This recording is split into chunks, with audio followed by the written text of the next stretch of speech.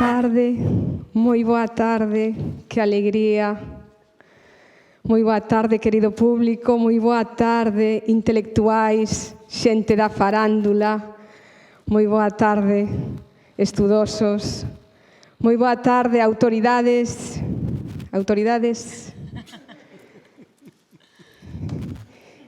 Ben, canto me alegra ver mulleres aquí nesta mesa de xente tan ilustre, tan formada e tan introducida na sociedade na que pertencen. Eu tamén fun unha muller moi pioneira. Eu fun a única muller na Escola de Belas Artes. Ali coñecín a Dalí. Dalí. Cantas anécdotas. El dicía de min que eu era metade muller e metade marisco, seguramente xa o teñen vostede escoitado moitas veces. Moito teño disfrutado con Dalí. Nada máis coñecerme, el quedou entusiasmado de min, non? E levoume inmediatamente a coñecer a Federico García Lorca.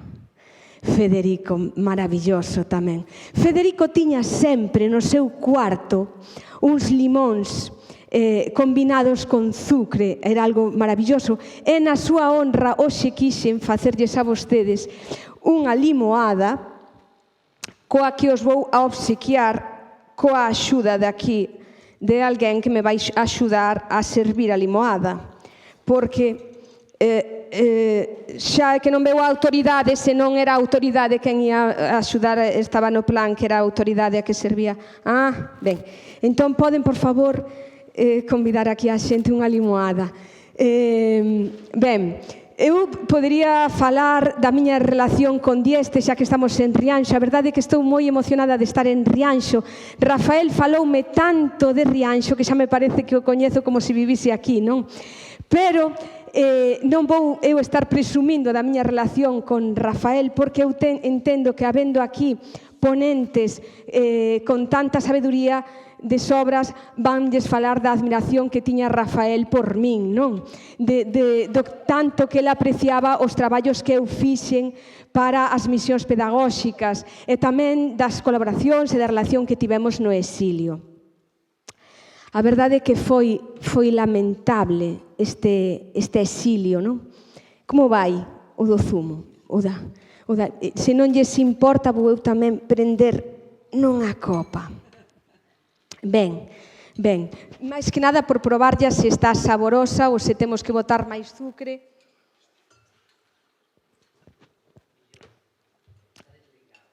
Está desligado o zucre.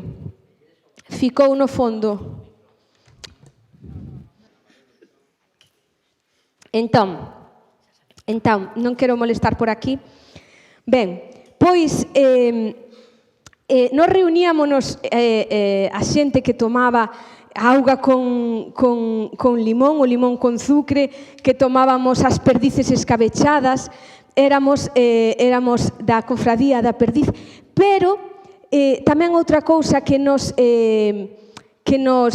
singularizaba era que nos reuníamos para facer anaglifos. Que guapo, non? O rapaz. Que guapo. Deronche bebida. Perdón? Bilbao. É guapo, pero non nos entendemos, creo.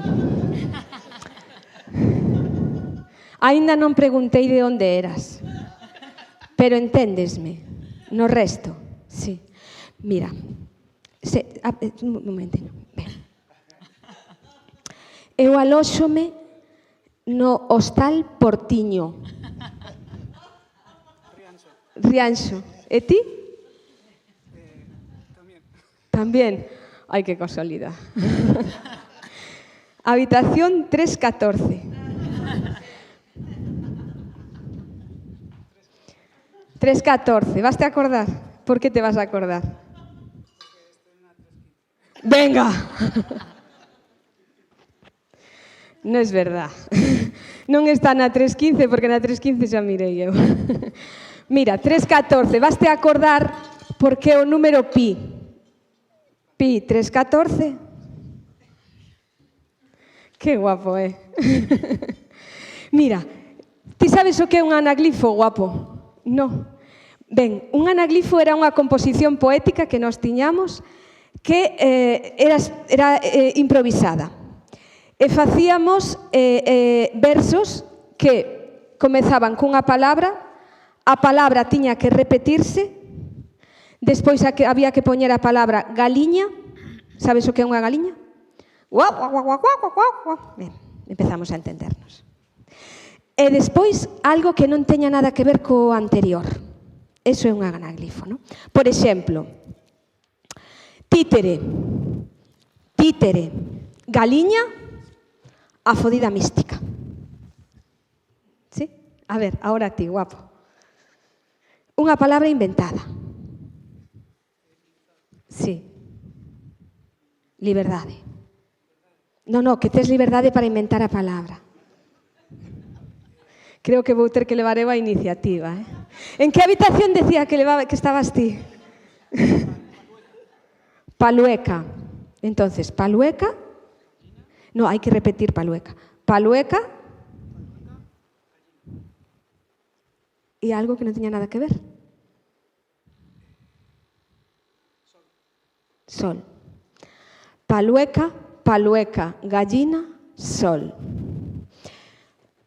A que te dedicas, guapo? Titiritero. Bueno, seguro que eres mellor titiritero que poeta, non te preocupes. Ben, a ver aquí esta que ten pinta de ser moi poeta. Estiveches atenta, guapa, ou teño que repetir? Unha palabra inventada que se repite 2 veces. Despois, galiña, e despois algo que non ten nada que ver co anterior.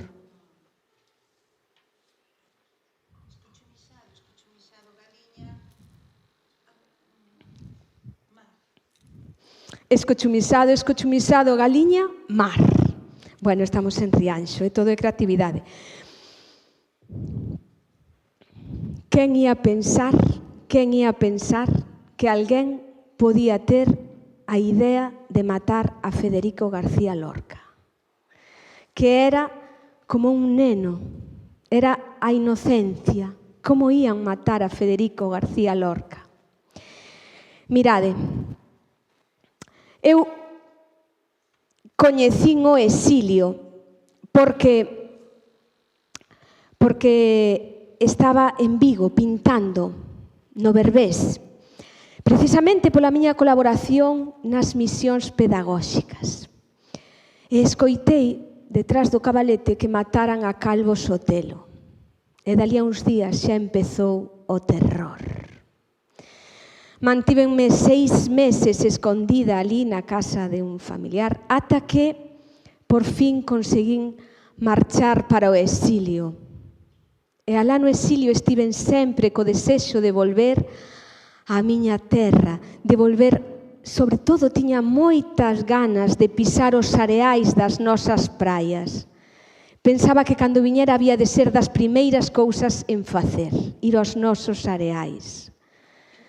E cando por fin conseguín facelo, xa vella, xa esquecida, porque eu marchei sendo unha diva, xa digo, e volvín que ninguén me recoñecía. Pois fun a un areal da nosa terra galega, un areal de Corcubión, onde pasara 10 anos na miña infancia na casa dos meus tíos, e púxenme a recoller cunchas e caracolas. Entón sentín, recollendo este material, que eran como uns habitáculos da memoria. E sentín dentro de min como que eses artistas que afogaran no mar de algunha maneira porque mandaran ao exilio ou porque lanzaran os seus corpos lacerados ao mar ou porque simplemente quedaran no esquecemento ou foran fusilados e estaban baixo terra, dábame a min a idea de que estaban dentro deses habitáculos da memoria. E foi por iso que empecé a recoller caracolas e cunchas e hoxe trouxen aquí unhas pouquiñas coas que querería facer unha ofrenda aos artistas rianxeiros que foron represaliados, e as artistas tamén. Non podo nomear a todas e a todos porque hai moitas, e porque non coñezo todas, porque moitas aínda están por descubrir. Pero no seu nome vou nomear a algunha. Por suposto, a Rafael Dieste e a Castelao, que non hai homenaxe, non hai ofrenda na que non estean. Pero vou nomear tamén a Faustino Rei Romero, porque Faustino Rei Romero era un poeta que por plantar cara ao bispo e ao franquismo foi abocado ao desterro. E alá no desterro acabou morrendo violentamente dunha maneira que ten difícil explicación.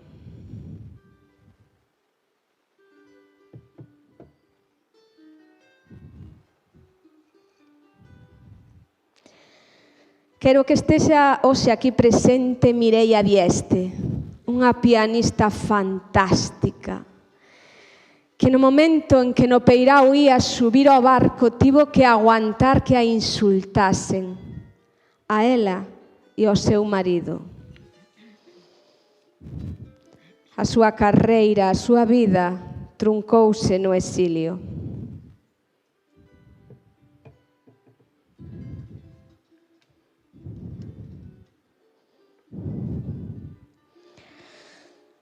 E quero que hoxe se nomee aquí a Xerardo Tembra, o gaiteiro.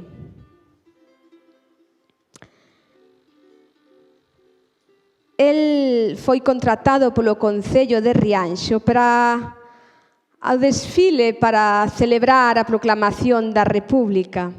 Só por ese motivo participou nese desfile. Iso foi suficiente para que fose condenado a traballos forzados. Os seus dedos de gaiteiro non soportaron a crueldade do traballo poñendo adoquíns. E xa nunca máis, a raíz das lesións, puido tocar a gaita.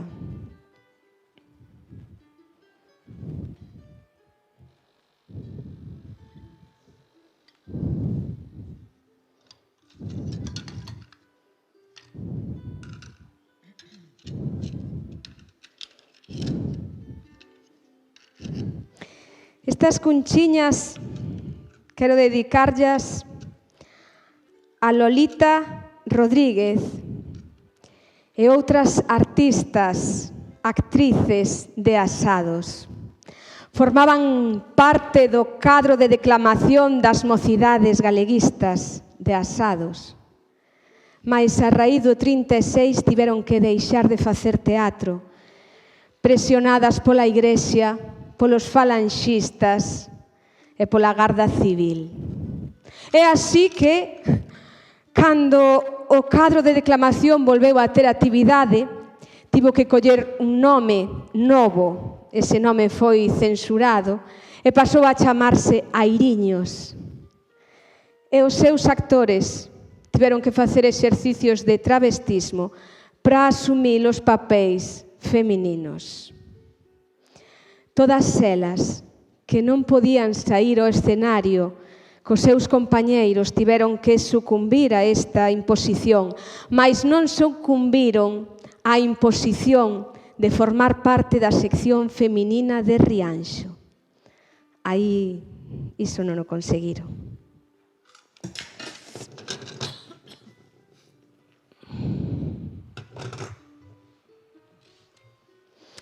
E quero que tamén se nomee aquí a Manuel Rodríguez Castelao,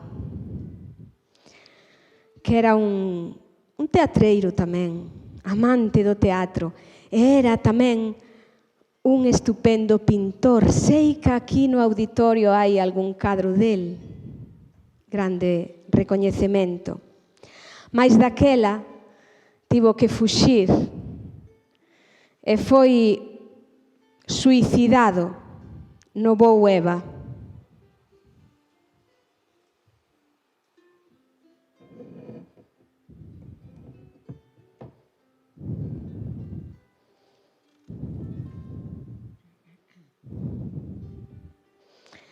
E esta última é para un Baltar. Ramón Rei Baltar, que tivo que marchar tamén para a emigración e que ali escribiu un libro que se convertiu no primeiro libro en galego sobre a Guerra Civil Española. Dese libro hai un poema que aquí o músico local Orxais, que hoxe quixen convidar a estar aquí, nos vai a tocar unha peza. É ou non é?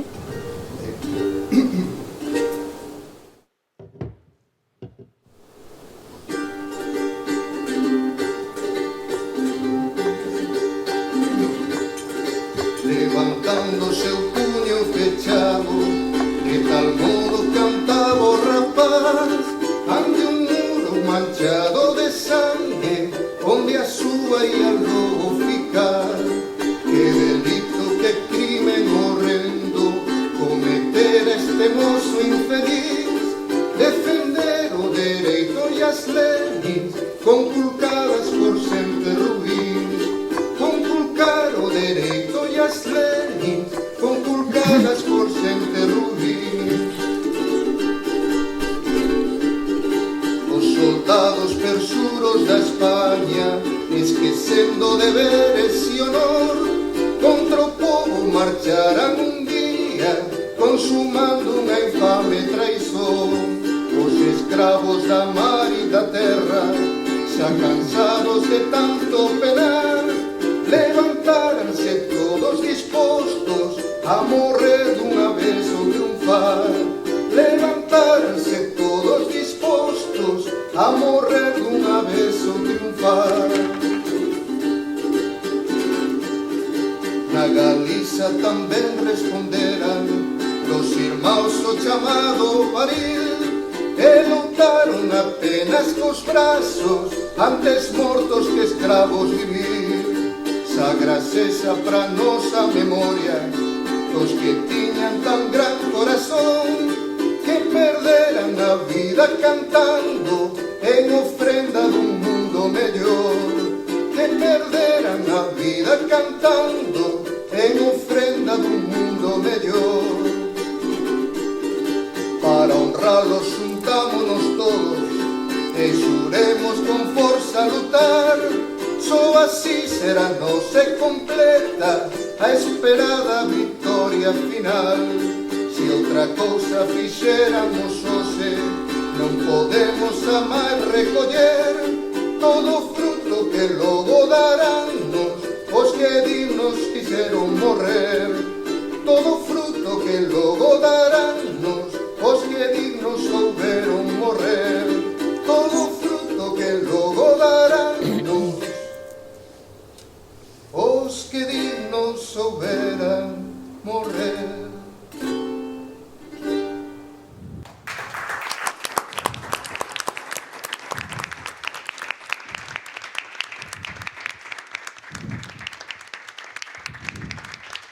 Moi ben, guapo.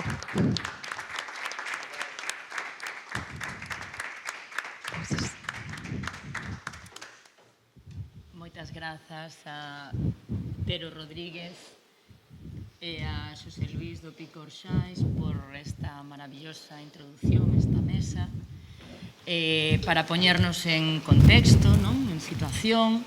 Neste Titiriberia queremos regresar no tempo e imaginarnos eses anos de tantas ilusións e de tanta creatividade e de tanta originalidade nas formas, porque parecía que todo era posible, non? E é un pouco esa enerxía que Maruja Mallo, que acaba de visitarnos, non? Traída por Tero, representaba esa enerxía creadora na que se buscaban en todo tipo de formas e de expresións culturais o ingrediente, non, para alimentar pois aquela explosión de de ideas e de formas novas que xurdían mercede a ese ambiente que se produce e que dá pé ás avangardas.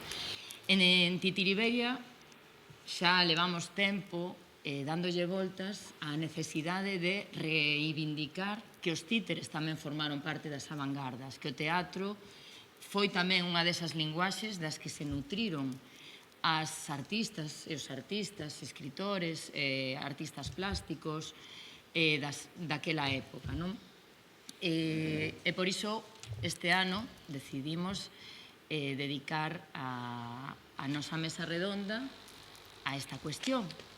Seguramente eu sospeito que non vai chegar con unha mesa redonda, terán que ser moitas máis, pero esta vai ser a primeira na que poñer esa primeira semente para recuperar aquel momento e aquela vitalidade creativa e aquel traballo que fixeron todos eses homes e mulleres que moitas veces non é xustamente recoñecido. Para falar de algunhas deses momentos e desas persoas que fixeron do teatro de títeres e das formas populares, non solamente de títeres, fixeron das formas populares ese material nutricio, pois temos aquí a unha serie de persoas que realmente é un luxo poder contar con elas. Temos, por unha banda, vounos presentar por orden de intervención, porque despois disto eu vou deixar que sexan elas e eles os que falen. Temos por unha banda, en primeiro lugar, a Uxío Otero Urtaza, que é profesor da Universidade de Santiago e especialista na obra e na achega de Manuel Bartolomé Cosío, que foi o principal promotor e impulsor dunha das experiencias máis interesantes e pioneiras na educación popular, como foron as misións pedagóxicas, unha experiencia que aínda hoxe se estuda en toda Europa como algo completamente novidoso e excepcional. Nas misións pedagóxicas participaron moitos mozos, artistas, intelectuais, que quixeron aportar o seu traballo a aquelas misións, aquel proxecto tan innovador e tan transformador. Entre elas estuveron Rafael Dieste, que foi o artífice, o motor do teatro de Guiñol ou de Fantoches das misións, e tamén estivo, de alguna maneira colaborou tamén Maruja Mayo. Uxío faranos un pouco esa introducción a aquela experiencia das misións e continuará Xosé Luís Axeitos, profesor académico da Real Academia Galega, que ten investigado sobre a obra, entre outros moitos autores, porque ten unha obra moi ampla, pero tamén sobre a obra de Rafael Dieste. Foi tamén editor das súas obras completas e foi quen organizou o Congreso Dieste no ano no que se dedicaron ás letras galegas, en 1995, efectivamente. Ben, vai falar a continuación tamén Isabel Rei, que xa ten participado, xa é unha máis do Titiriberia. Isabel Rei, integrante da veterana compañía Monicreques de Cucas, e que ese ano, no ano no que se conmemoraban os 75 de las misiones, se non digo mal, cando ademais a Sociedade Española de Conmemoraciones lle encarga a Uxío comisariar toda esa exposición que se fixo para recordar as misiones, se lles encarga aos Monicreques de Cucas montar La doncella guerrera, que foi un dos textos que Rafael Dieste escribe para teatro de títeres. por eso tamén pechamos un pouco aí ese círculo con Isabel, que nos vai falar daquela experiencia de recuperar aquel texto, recuperar aquela montaxe e montala tantos anos despois, non? No 2006 foi aquilo. E, por último, e non menos importante, María Antonia Pérez, que tamén profesora da Universidade da Coruña, estudosa sobre a edición de diferentes autores galegos no exilio e tamén unha especialista en Maruja Mallo, vai nos falar da artista e das súas vinculacións co mundo das artes escénicas. Creo que o que van contar estas 4 persoas é extremadamente interesante, polo tanto, imos deixarlles un pouquiño máis de tempo do habitual, así que o formato vai ser menos de mesa redonda, pero sí que estaría ben que, despois de que las falaran, puidéramos dedicar uns minutiños a conversar, non? E un pouco as preguntas que a min me rondaban e que un pouco, tamén falando con Anxo, que ten esta tema dende hai moitos anos, non? Que nos rondaban, era un pouquiño este compromiso, non? Este compromiso destas creadoras da xeración do 27, non? Que fai que estas persoas, que persoas tan diversas, se embarquen en proxectos tan militantes, non? Como puideron ser as misións, o uso dos títeres, non? Como ferramenta de educación popular e como ferramenta de transformación social, non? Que é algo que tamén está por debaixo do traballo de Dieste, o traballo das misións, o traballo de Lorca con la barraca, e por que miraron cara á cultura popular, non? Por que lles parecía algo tan valiosa e que merecía formar parte, non? Integrar o seu traballo creador. E unha última cuestión, que é a de sempre, non? De pensar hoxe as misións pedagóxicas ou pensar hoxe o traballo destes grandes artistas, non? Sería posible no mundo, no tempo que estamos a vivir hoxe, algo parecido. Esa é unha cuestión que deixo tamén para comentar ao final da mesa. Comezamos entón con Uxío. Así que nada, doche a palabra, Uxío, e moitas gracias. Bueno, moitísimas gracias. Bueno, en todo caso, conecta o PowerPoint, porque moitas cousas, aparte de que fale delas, é conveniente que vexades o que estou falando.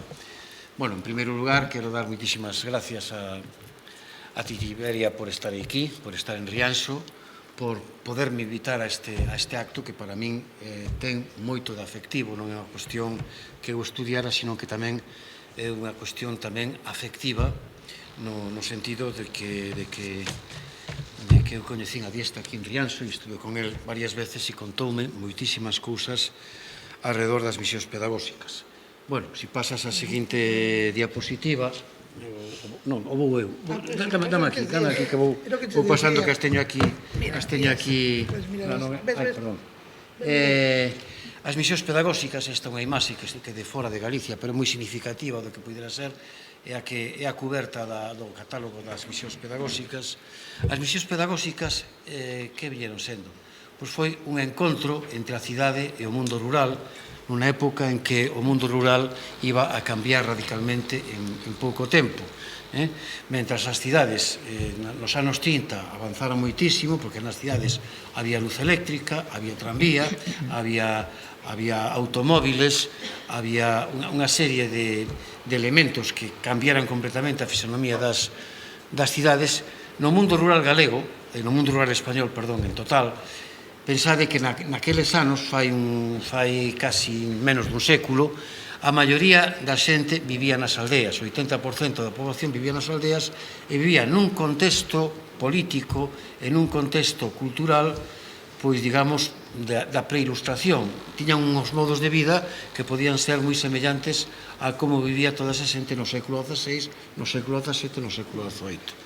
E que, de repente, eu cando falo moito do cine, que é a gran innovación que teñen as misións pedagóxicas, levar o cine ás aldeas, e por primeira vez a xente vía o cine nas aldeas, resultaba que quedaban pasmados ante o cine, non? Parecía unha cousa totalmente maravillosa e máxica, pero como descubrimos precisamente coa exposición, o primeiro que lles asombraba moitísimo os campesiños era a luz eléctrica, que de repente daban un toque e se iluminaba a noite. Aquilo para eles era o máis impresionante que viran na súa vida, e por aí empezaba o asombro. Unha das cousas que facían as misións pedagóxicas eran levar copias de cuadros do Museo do Prado a distintos pueblos de España, copias que estaban feitas, entre outros, por Ramón Galla, do que falaremos máis adiante, Juan Bonafé, Eduardo Vicente e outros pintores moi novos naquele momento, 20 e poucos anos, que neste caso está o Museo Cebreiro. Es que non existen imaxes que eu coñeza do Museo por Galicia, porque o Museo de Arte tamén rulou por as 4 provincias galegas, pero por desgracia non temos... como lle dou aquí? Aquí, xa está. Perdón.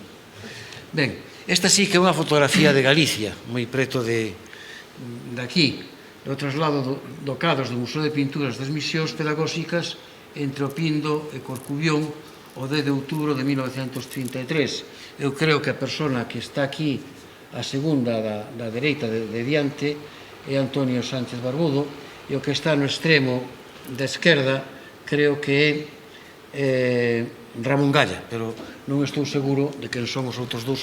Para mí non son capaz de distinguilos.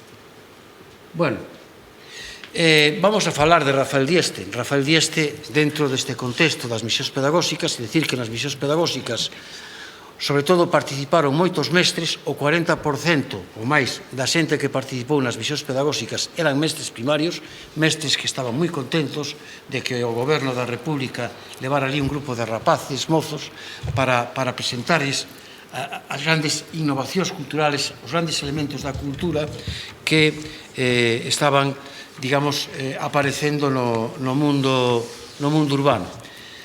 Como aparece Dieste nas misións pedagóxicas? Bueno, Dieste aparece nas misións pedagóxicas, estaba vivindo en Madrid con Cándido Fernández Mazas, e Dieste tiña moitísimo interese en coñecer as diferencias que había na fala popular entre os distintos povos de España. Entón, dirixiuse na Xunta para a Ampliación de Estudios, no Centro de Estudios Históricos, a Pedro Salinas, e díxolle, bueno, eu quería unha beca, sabedes que as becas da JAE eran para o estranxeiro, eu quería unha beca para o interior de España. Eso díxolle que era imposible, pero ofreceulle participar nas misións pedagóxicas. Mira, nós temos nas misións pedagóxicas, Pedro Salinas era un patrono das misións pedagóxicas, e dixo, nós temos nas misións pedagóxicas a idea de levar adiante un teatro de Guiñol. Que cometido tiña que establecerse con este teatro de Guiñol?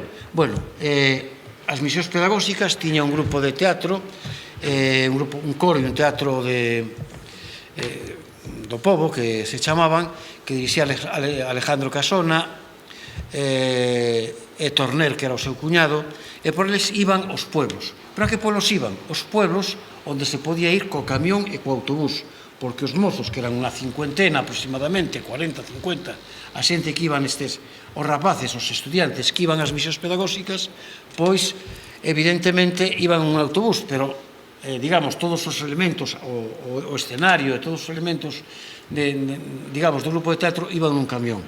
Bueno, con isto non se podía chegar ás aldeas onde había que chegar a cabalo, onde había que chegar por un sendeiro, porque non había carretera, non había nada. E entonces, evidentemente, tiña esta idea o patronato. Entón, Pedro Salinas dixolle que fora a falar con Cosío falou con el, dixo que era unha persoa, adiante co proxecto. O proxecto fixo un ensayo e, de repente, tiña que facer o ensayo diante dos patronos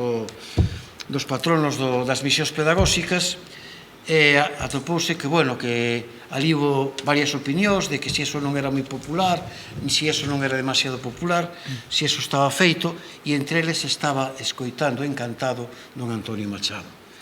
E entón cortou a a discusión de golpe dixo, son populares, está moi ben. E a partir de aí hubo o millor, digamos, hubo o que foron o guiñol das misións pedagóxicas. Quería comentar que Dieste non era unha persona que chegaba a este espacio de novo, o espacio do guiñol, porque, en primeiro lugar, era amigo de Cándido Fernández Mazas, ya lle fixera el pueblo gallego, en castelán, un dibuixo, o romance de Barba Azul, xa publicara artigos en el pueblo gallego, e tamén aparecen en Vías e fin de Don Frontán, aparece a figura de Pinturillas, aparece a figura do guiñol no escenario do teatro, que é unha cuestión que creo que é moi interesante. Bueno, xa tiña un certo coñecemento do que era isto. E entonces, pois, bueno, vou un pouco rápido para que todo o mundo teña tempo a falar. Eu quería falar fundamentalmente da misión onde se creou o guiñol, que foi a longa misión de Galicia. A misión de Galicia, vamos a ver, as misións pedagóxicas era un grupo de rapaces novos, estudiantes, artistas, intelectuais, normalmente rapaces entre 20 e 30 anos como moito, que iban polas aldeas a levar a cultura. Ben, isto primeiro. E normalmente estas saídas duraban unha semana, como moito 15 días. O característico da misión galega do ano 1933 é que durou 6 meses. Isto é a única misión que durou 6 meses. Foi comandada por Rafael Dieste e eran 8 mozos, 4 deles galegos e 4 de fora de Galicia. Era Rafael Dieste, Otero Espasandín, Cándido Fernández Mazas, Antonio Ramos Varela por Galicia, e fora de Galicia o granadino José Valdelomar, Arturo Serrano Plaja, que era do Escorial, Antonio Sánchez Barbudo, que era de Madrid, e Ramón Galla, que era de Murcia. Bueno, tedes aí, cando puden sacar e atopar un dibuixo deles, o puxen, e cando non, unha fotografía a máis grande, e a de Ramón Galla, e cando se ten que exiliar. É a foto na que inicia o seu exilio. E no caso de Antonio Ramos Varela, non coñezo unha sola fotografía, pero sí coñezo este dibuixo que tedes aí de gafas, que é de Soane, se non me equivoco. Ben, estes 8 mozos, que hai moito que falar deles, porque non eran persoas totalmente coincidentes na súa ideoloxía política, inda que eran mozos moi innovadores, trotskistas, anarquistas, bueno, un pouco máis raros, como podía ser Ramón Galla, dende o punto de vista político, pero era todo así. Ben, aquí é cando se inaugura por primeira vez o guiñol. E o guiñol, onde se inaugura? Se inaugura en Malpica. Pasan por diversos pueblos das 4 provincias de Lugo, e a primeira representación se fixo en Malpica en outubro do ano 1933. Esta é a única fotografía completa que temos do guiñol das misións pedagóxicas. Ora vamos a ver alguna fotografía máis, pero non unha fotografía de representación. É a única primeira. Por que temos esta fotografía? Porque temos moi poucas fotografías de Galicia. Destos 6 meses non temos tantas fotografías. Pero de Malpica temos un montón. E sabedes por qué? Porque en Malpica foi Valdelomar. E Valdelomar, que era cineasta, e sobre todo era quen sacaba as fotos. A maioría, unha parte importante das fotos das misións pedagóxicas son de José Valdelomar. E entonces aquí estaba Valdelomar, e entonces sacou moitísimas fotos nesta misión pedagóxica, en este lugar de Malpica. Ben, aquí tedes outra cousa que se fixo en Malpica que é moi importante, moi interesante. A min Dieste contárame nunha ocasión que fixeran cantares de ciego. Cantares de ciego, non me dixo exactamente onde, pero creo que tamén que foi en Malpica, porque dixo, bueno, Ramón Galla fixo uns dibuxos para representar as aleluyas destes cantares de ciego que hicemos e que se perderon. Solamente as deixaría por ali, os levaría por Madrid, se perderon, que están completamente desaparecidas. que hai tamén outro recurso que foi utilizado nas misións pedagóxicas. Ben, aínda que o Guiñol estrenouse en Malpica con uns muñecos que foron feitos con papel e pasta, e fixeron con 15 días en 2 tardes, non, 15 días non, en 2 tardes e con 15 pesetas fixeron o Guiñol de Malpica. Realmente, cando fixeron o Guiñol definitivo, foi na Fonsagrada. O Guiñol vaise a consolidar na Fonsagrada. Digo, aquí, en Malpica, fixeron os monicreques das misións fantoches, os aparellos foron construídos polos misioneiros en 2 tardes. Lonxe de todo o mercado que pudera proporcionar as materias máis adecuadas, hubo que apelar ao enxeño. Así, non dispoñendo de pinturas, foi necesario facer as decoracións recortando e pegando papéis de cores. A empresa non custou máis de 15 pesetas, a pesar de ser realizada en condicións tan precarias e con extraordinaria rapidez. Este ensaio tivo o éxito máis animador. Bueno, pero realmente foi en Fonsagrada onde se fixo o Guiñol definitivo das misións pedagóxicas. Hai unha parte, hai un texto de Dieste que, curiosamente, eu non sei por que non se engadiu nas súas obras completas, porque é un texto maravilloso sobre as misións pedagóxicas que está publicado na primeira memoria das misións pedagóxicas, que conta como, posiblemente algún de vos o coñece bastante, que conta como se estableceu, como se fundou este Guiñol das misións pedagóxicas. E entón ali fixeron xa con outro tipo, xa nun forno, dice, algunhas delas entraron no forno cun carácter e saíron con outro, como se fosen sometidas a unha proba expiatoria. Divertíanse os campesiños vendo facer os misioneiros tales operacións, e no forto pobo de cabezas descubrían unha graciosa imaxe do purgatorio e pedían de broma piedade para os pequenos persoases. Non os martiricen máis, ben pagaron a súa culpa. Este sae furioso, con razón. A vella ten máis conformidade, pero dolorouse a nariz. Con a axuda dun carpinteiro e unha costureira que non paraba de rir, construíron os monicreques definitivos cun costo de 100 pesetas, percorreu moitos povos e aldeas de España, se di na memoria, non? Ben, a costureira, despois, cando fun a Fonsagrada a preguntar por esta cuestión, é Manueliña. Era Manueliña, da que moitos aínda se lembran en Fonsagrada dela, porque viveu máis de 100 anos, os misioneros estiveron ali alosados, según me contaron, na Casa Pasarín, e as cabezas dos monicreques foron feitas nun forno na parte posterior que xa non existe. A Casa Pasarín, se pasades diante dela nestes momentos, actualmente está restaurada, é o albergue de peregrinos, o albergue oficial de peregrinos que hai na Fonsagrada. Bueno, o Guiñol, unha vez consolidado, xa non volveu a Galicia. Ese é a única pega que hai que poñerlle o Guiñol, que xa non volver a Galicia, porque Dieste seguiu facendo moitas misións, pero fixo misións por Castilla, por Extremadura, e non sei, incluso polo País Vasco, pero creo que antes de ter o Guiñol. Quenes participaban no Guiñol? Bueno, Cándido Fernández Mazas, fundamentalmente, foron os dous animadores en principio do Guiñol, aínda que dixo que algunha das persoas, hubo outras persoas que tamén colleron os monicreques, entre eles Luis Cernuda. Decía que Luis Cernuda, que era tan tímido, que era tan distante moitas veces coa xente cando iba nunha misión pedagóxica, que foi outra das persoas que tamén participou nas misións pedagóxicas, Luis Cernuda, que unha vez o meteu detrás do estaribel a manexar os bonecos, e que apareceu un Cernuda tremendamente gracioso, tremendamente simpático,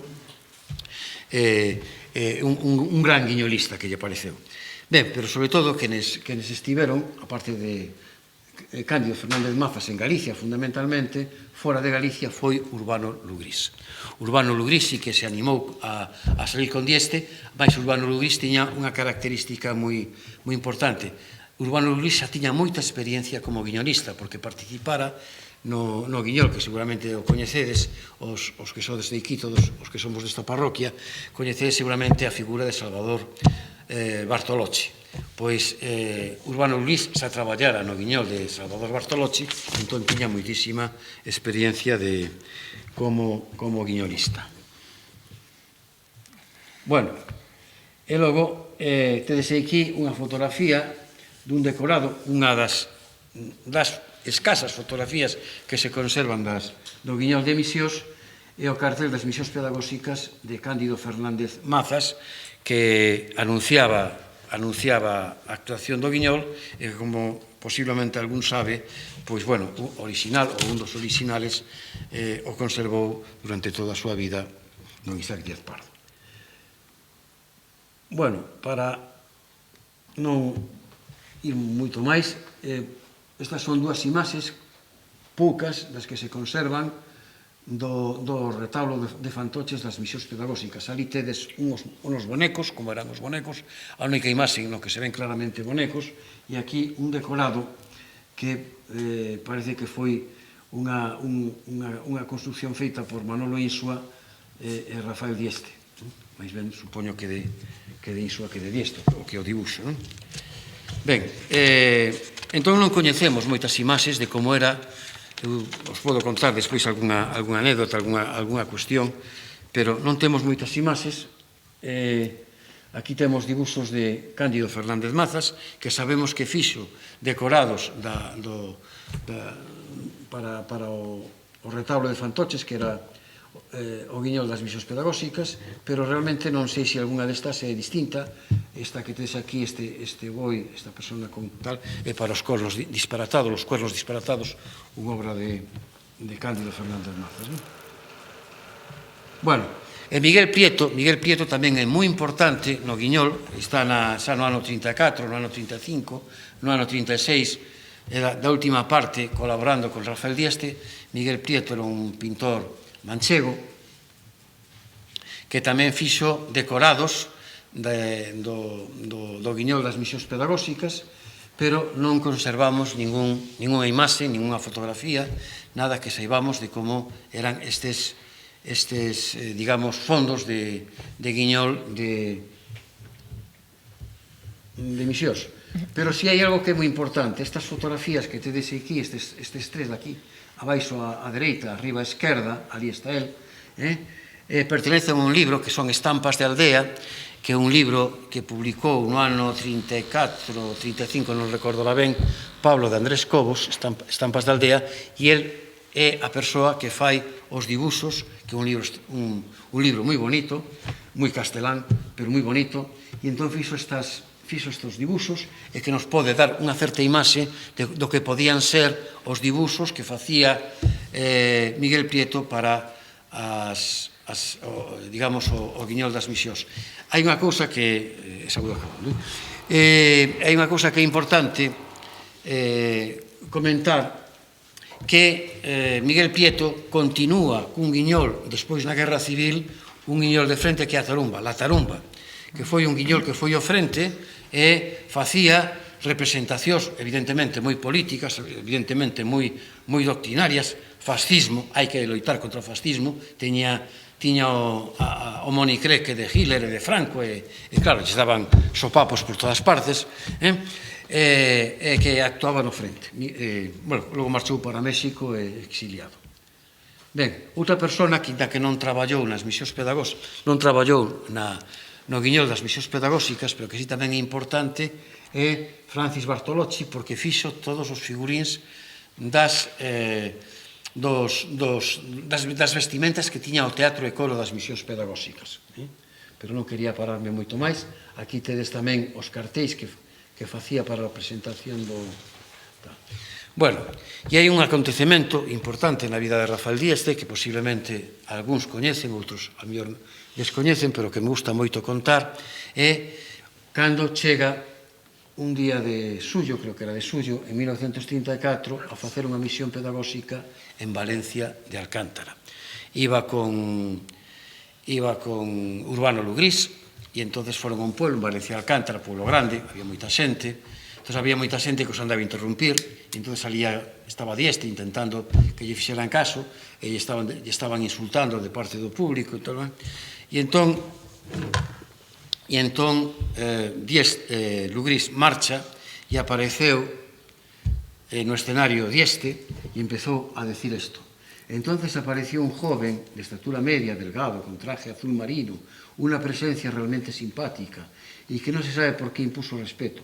No comenzó a hablar enseguida, después con un tono audible pero moderado, con inflexiones inconfundiblemente cordiales, se refirió a la necesidad reconocida por el Estado de promover una más viva comunicación entre los pueblos y las grandes ciudades, y que los misioneros no venían solo en plan de divulgadores, sino también con ánimo de aprender y de sus tradiciones.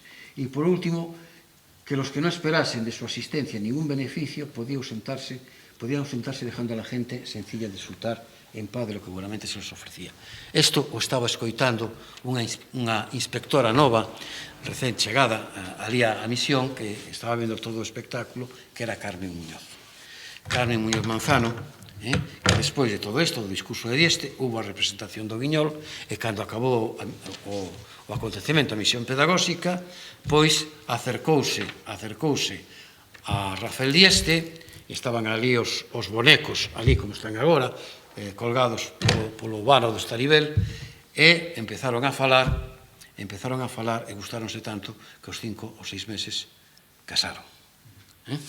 E casaron e foi despois sempre a moza, a muller de Rafael Dieste. Bueno, isto é algo que é importante. As historias que inventou Rafael Dieste para este teatro foron publicadas enseguida no ano 1935, Quebranto, de Doña Luparia e outras farsas. É dicir, algunhas destas historias pasounas a limpio, digamos, e escribíronse e saíron aquí, e foi dedicado a Carmen Muñoz, amiga de las flores silvestres. Ben, quería acabar con algo que, inda que non está plenamente na historia, está tras a historia, que cando se marchan ao estranxeiro cunha pensión da JAE, cunha pensión da Junta para Ampliación de Estudios, que finalmente lle concederon a Dieste e a Carmen Muñoz para viaxar ao estranxeiro, cando regresou Rafael Dieste, escribiu un libro que simplemente con que escribira este libro xa non facía falta que escribira ningún outro. Bueno, quero dicir, un decir demais, non? Pero dicir, para min este libro é un libro absolutamente extraordinario. O sea, é un libro que sale de fora, non é un libro local, non é un libro simplemente dun autor galego, é un libro dun autor universal, non? Que é La vieja piel del mundo, que creo que é un libro extraordinario, no libro en que coloca, o comenta moi ben neste texto que estou aquí dando unha pequena cita de Arturo Casas, onde coloca a Hermes entre Dionisos e Apolo, non? Que isto, en fin, se queres falamos desto, probablemente non temos moito tempo a falar, pero isto creo que é tremendamente extraordinario desde o punto de vista do teatro e desde o punto de vista do que é historia contemporánea. Pero, bueno, non creo que xa collen moito tempo demais, xa non devo utilizar ningún máis. Esta é unha fotografía que nos apareceu cando fixemos a exposición, que é tamén en Malpica. E en Malpica está xente detrás e non sabemos se está mirando o Guiñol ou non está mirando o Guiñol. É lógico que está mirando o Guiñol, porque é de día e o cine seguramente que non está mirando o cine. E entón todo o arremolino de xente, o remuiño de xente que temos aquí, incluso estes rapaces aquí coa sombra colocada no fondo do peirao, aquí escuitando isto. Pero, bueno, se queredes, pois eu conto máis detalles, pero xa gastei moito tempo demais e non devo gastar máis tempo. Moitísimas gracias por escuitarme e por pasarme o tempo. Podemos empezar. Creo que para ter moi cumprida información de tas misións pedagóxicas, do labor de Dieste nas misións, etc., creo que hai un libro que recompila prácticamente todo, que é o catálogo da exposición que se fixe en 2006 e que coordinou justamente Otero Urtaza, non? É dicir, na residencia de estudantes, e que probablemente a xente que colabora aborda desde todas as perspectivas a filosofía das misións, a teoría, os misioneiros, prácticamente creo que o chegar a ese libro é prácticamente toda a información que se pode ter sobre isto. No caso de Rafael Dieste, o que me vou referir eu, fundamentalmente para destacar algo que me parece esencial, que Rafael Dieste é un home de teatro, es decir, é un home exclusivamente de teatro, non hai outro home en toda Galicia, eu diría que é un dos grandes renovadores do teatro europeo, é dicir, o que é o afán teatral, a forma de vivir o teatro, teóricamente en todos os sentidos, pois lóxicamente Rafael Dieste, e que lle comunicou a moita xente de Rianxo, natural.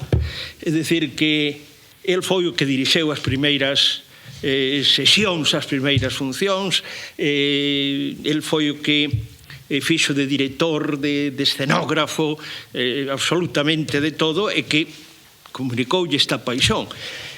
A foto que puñe aí o avaro, aquí non se representou o avaro, aquí o que se representou foi o gato de Siló. Ese era o decorado do gato de Siló, que despois vai publicar co título de Xibarita, non? Non me acordo. Sí, o que publica Aznar Soler en último termo. Esa era, e chamallo avaro porque xustamente Siló, que toma despois o nome do avaro, pero que o que queda moralmente é iso, pero nada máis, non? É dicir, que eses decorados son xustamente. E este foi inicialmente a vocación de Dieste foi pintor. Hai decenas de dibuxos inéditos de Dieste cando se estaba dedicando á pintura e á escenografía, antes de escribir prácticamente nada, é dicir, incluso antes da súa etapa periodística. De tal maneira que quería empezar por aquí simplemente para evitar palabras innecesarias.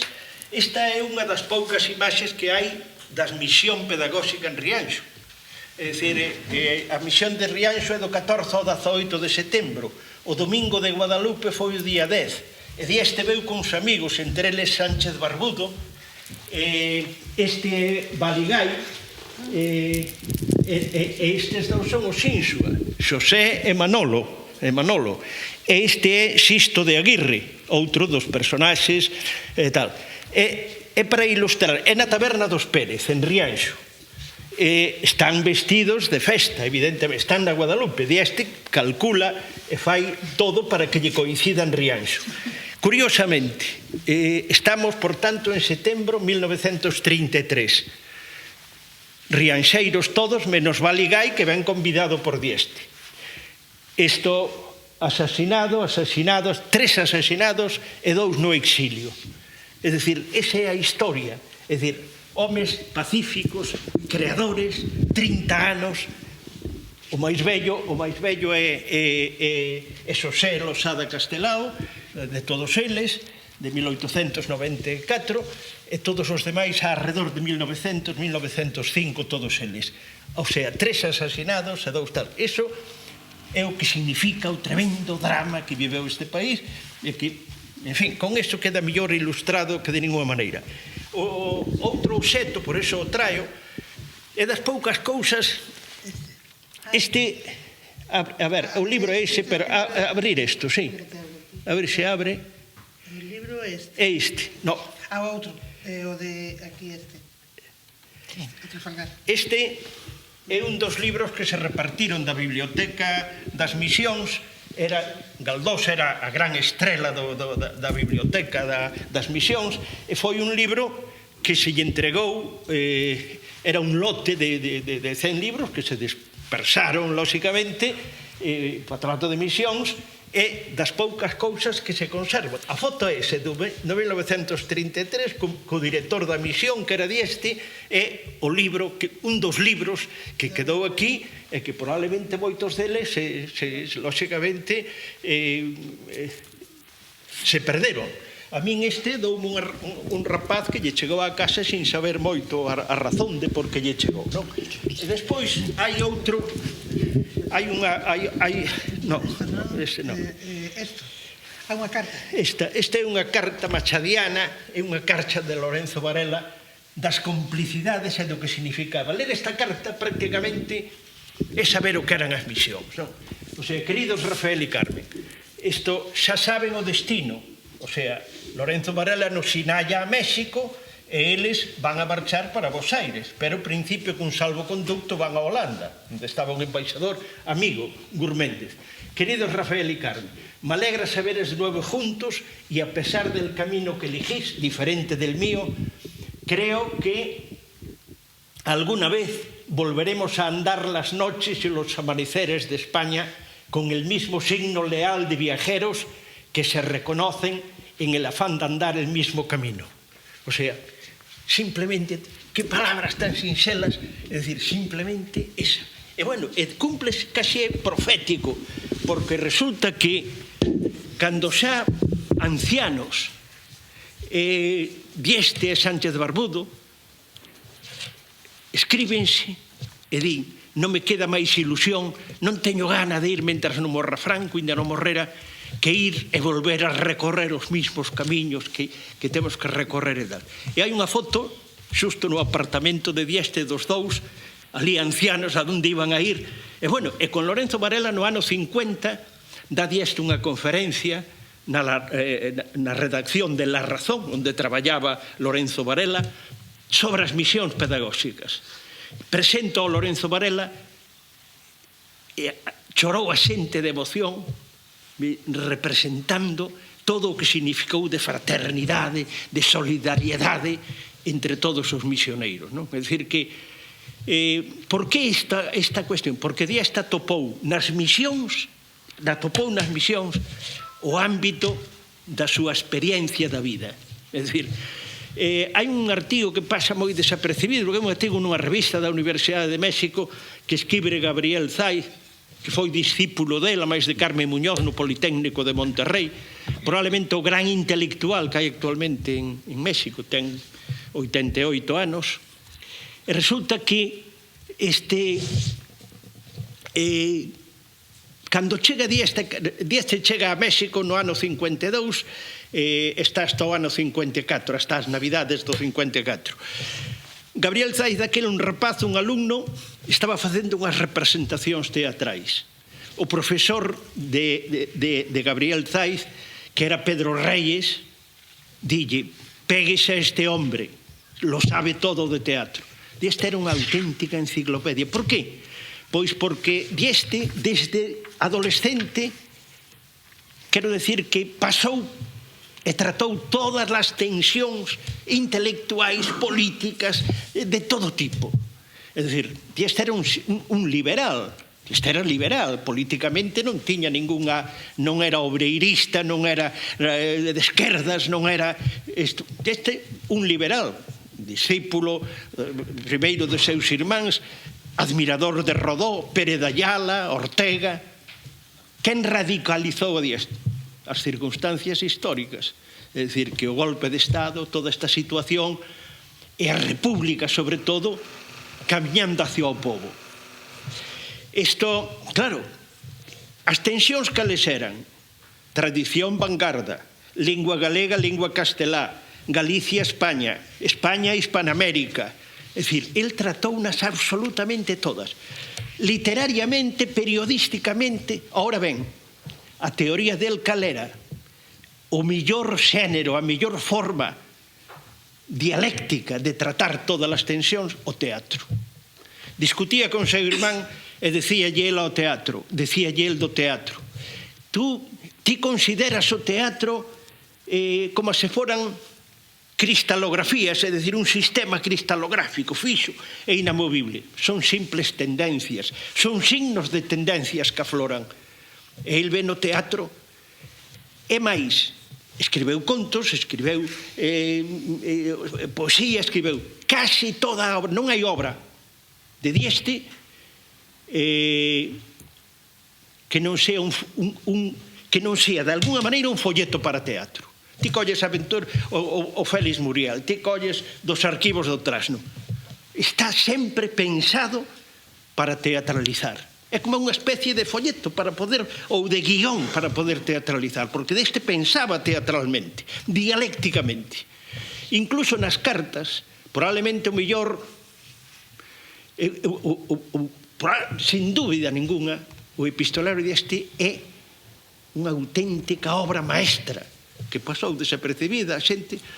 Ali está tamén todo Dieste. Por que a carta? A carta é unha comunicación. É unha comunicación que ten en común co guiñol e co teatro.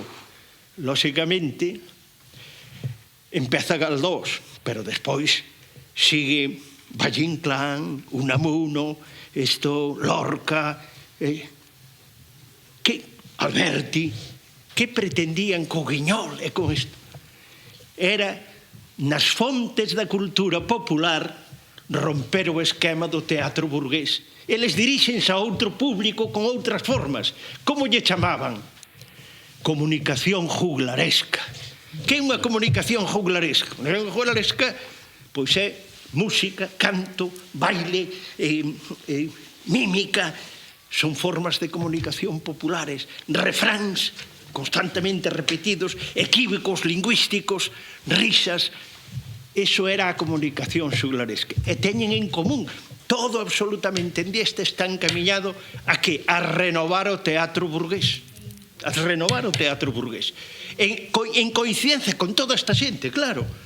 Pero Dieste no ano 34 proponlle a Luís Huici, outro dos mártires asesinados durante a guerra, xunto ao Hotel Finisterre, crear unha compañía de teatro nacional e pedía 15.000 pesetas.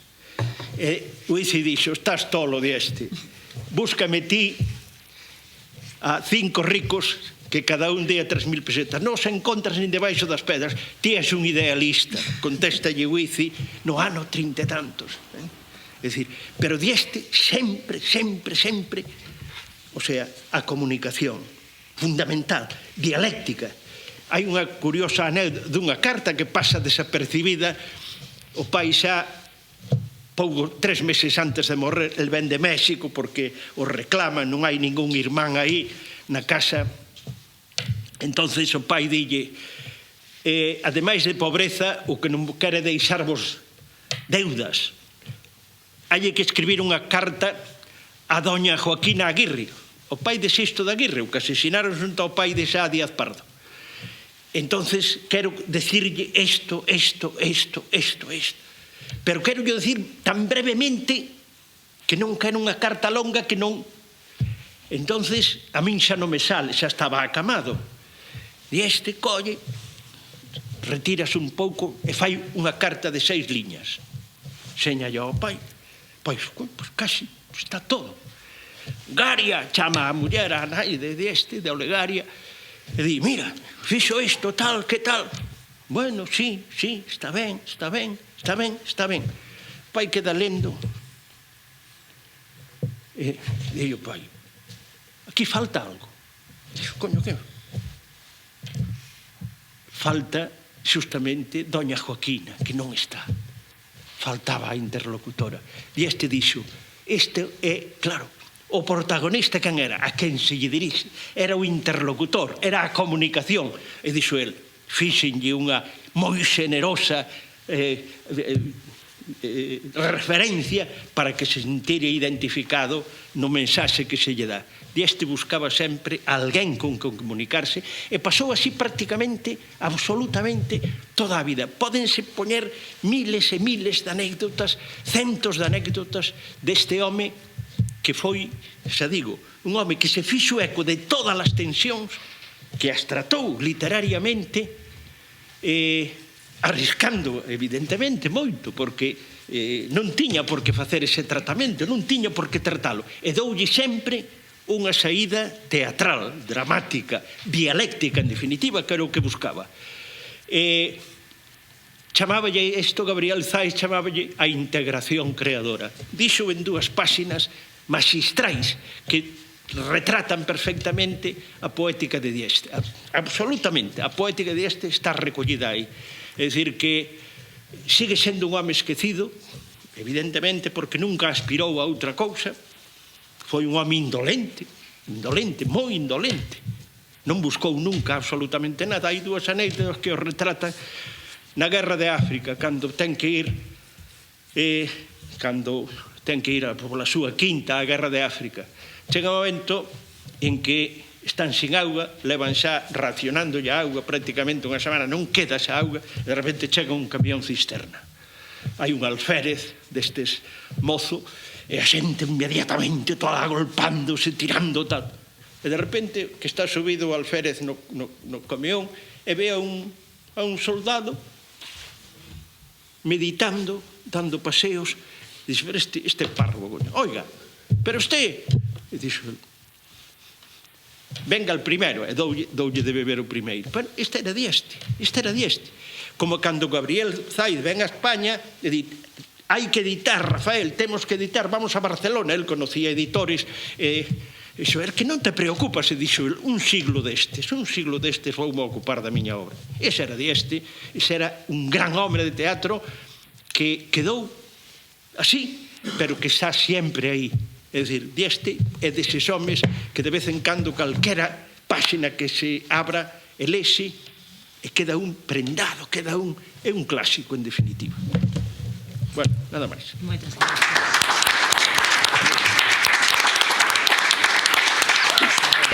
Chamáranos Carlota Álvarez Baso da Sociedade Estatal de Conmemoracións Culturais para que propusera a idea de que se iba a celebrar a exposición e nos pedían que fixéramos unha proposta para recoller un pouco a labor de Dieste e do Guiñol das Misións para incluírlo dentro da programación da exposición.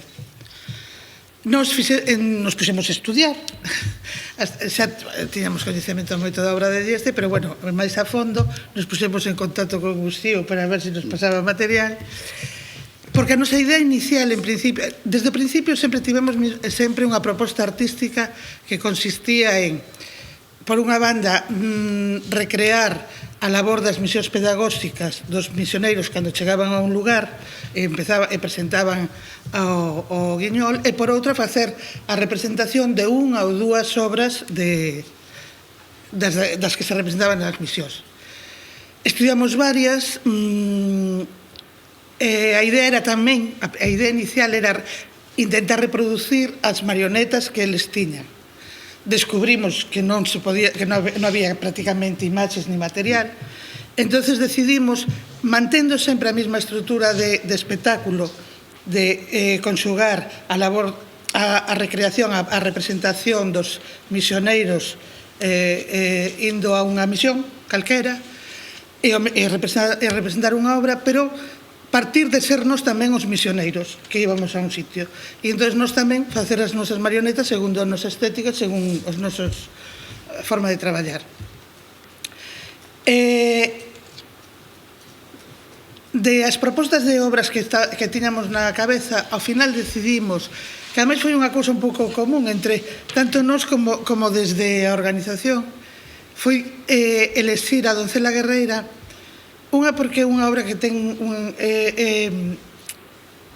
unha, aparte que estaba moi ben escrita e era moi bonita, para nós tiña un xogo, nos permitía un xogo moi actual, que era toda esa ambigüedade que rodea a historia ao romance da Doncela Guerreira, esa ambigüedade, a muller soldado, esa ambigüedade do amor sin barreiras. O príncipe enamórase de Don Martín. Despois é unha muller, pero ele está enamorado dunha persoa. Entón, todo ese xogo nos interesaba. Decidimos facer así. E entonces, agora os vou a contar un pouco como fixemos a proposta de espectáculo. O espectáculo se estruturaba, como os digo, en dúas partes. Por un principio que era os misioneiros chegábamos a A ver se pode... Non hai moito volumen. Espera, vou ir para atrás un momento. Espera que vou para atrás un momento. Sí, voy a poner aí ao principio. Se fixades... Para qué? Este é un guiño que facemos historia na propia exposición. Éramos os actores que facíamos de misioneiros, ¿no? E entonces era tal cual, ¿no? Entonces ademais fixemos unha trampa porque o vestiario, se os fixades, pode ser de hoxe en día, pero era tamén dos anos 30. Incluso Camila, que vai con pantalóns, é prácticamente un vestuario e unha chaqueta larga, sacamos dunha misioneira, que iba dunha foto que atopáramos e tal, ¿no? Entonces, bueno, o espacio escénico o dividíamos tiña aos lados sacas que podían simbolizar ou evocar tanto os sacos de fariña ou de calquera cousa en un almacén, ou que poderían chegar a un galpón ou que fose, que poderían chegar os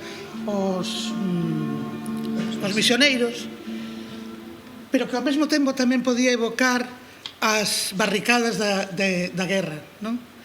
Entón, nosa obra empezaba con unha sirena que empezaba a guerra. Entonces, os 4 personaxes, entraba un personaxe avisando de que empezaba a guerra.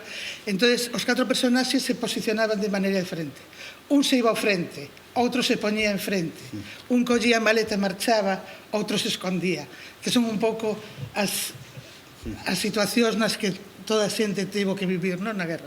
A partir de aí, se entrábamos nunha introducción cas aquí, non vedes, cos nenos estábamos e ao paso seguinte, non vedes, se vedes aquí o espacio, espera, oi, merda, aquí, se vedes aquí, estaban os sacos, estaba o teatrillo no centro.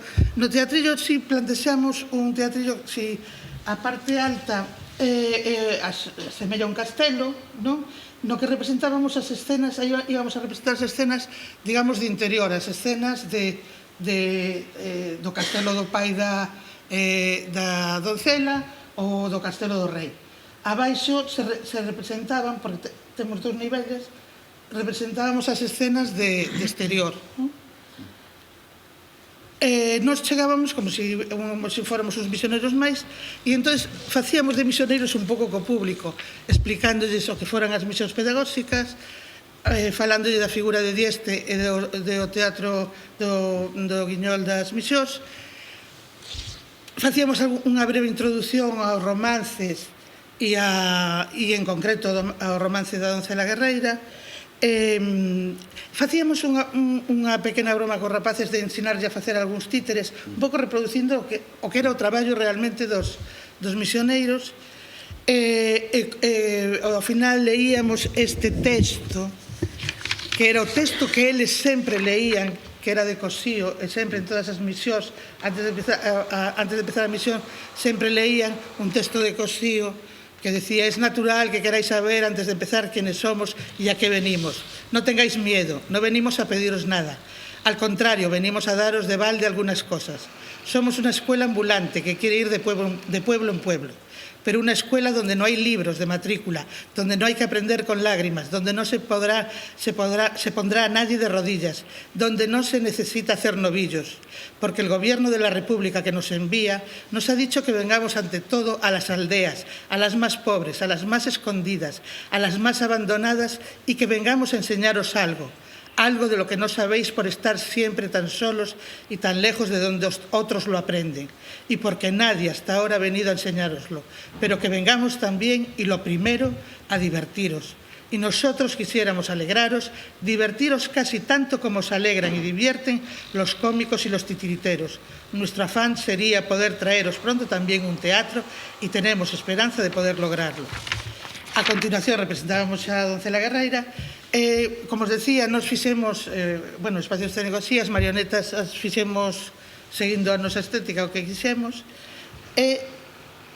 Agora xa non falo máis, e xa podedes ir vendo mellor un pouco Non se pode poner máis grandes. A doncela xa vestida de home,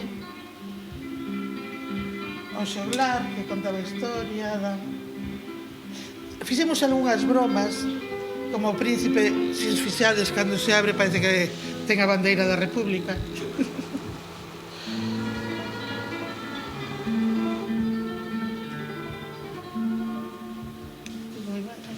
Agora hai uns pequenos fragmentos. Es un pequeno fragmento dunha grabación que nos fixeron.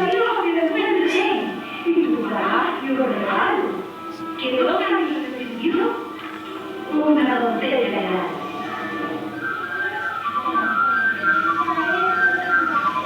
Hola, hijo del rey, no sé qué va a pasar.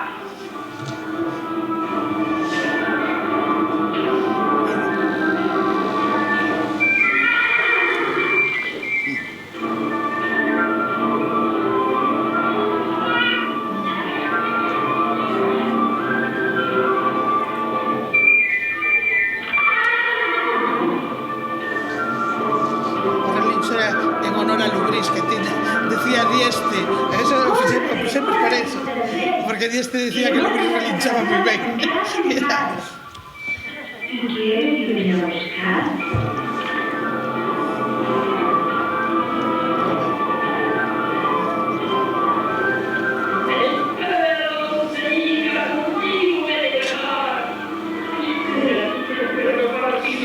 Aí tivemos unha anécdota na obra cando a fixemos en Madrid, que foi cando estreamos. Aquí temos outra pequena broma que non sei se os daredes conta da música, a música da son as barricadas en plan charanga na boda real.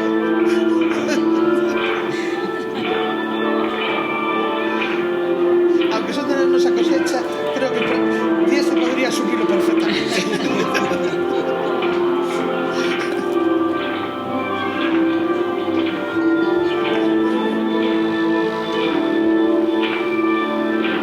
Tivemos unha anécdota graciosa cando estreamos en Madrid, nos deixaran para ensayar un poquinho antes. Bueno, isto xa salimos a saludar e xa está. Bueno, eso nada, estos eran imaxes de a publicidade e así do programa o programa da exposición. Estábamos ensayando o día antes da estrea, estábamos ali ensayando e estábamos falando co texto. O texto era en castelán antigo, era un pouco a versión do romance. E viñeron a decirnos, nos dice unha das chicas da organización, mira, mañán poderíades facelo en español, porque a mellor os nenos non entenden o galego. E nos, pero se non estamos falando en galego, que estamos falando en castellano antigo. Entonces, despois tivemos que explicarles, non, mirad, ao principio da obra, antes de estar os nenos, estade moi atentos, porque é castelán antigo. Pues pensaba que falábamos de galego. Nada, estos son de eso xa falachedes vos, o sea que nada. E nada.